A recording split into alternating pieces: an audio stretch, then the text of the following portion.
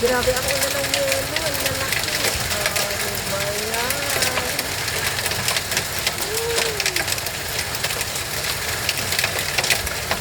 Ganito yung mga panahon dito sa amin. Hindi lang sa normal na ulan, may kasamang ice. Grabe, punong-puno yung mga halaman. Wow.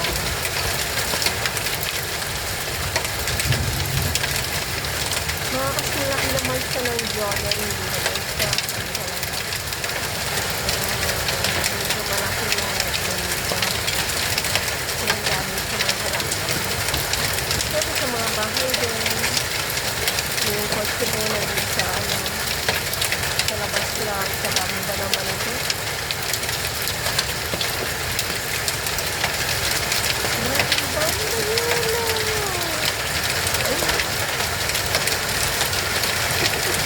Mag-ingat po tayo, happy Tuesday! Ang lakas ng bagyo. Grabe. Mapupunod na yung garden. Sana okay lang po ang lahat.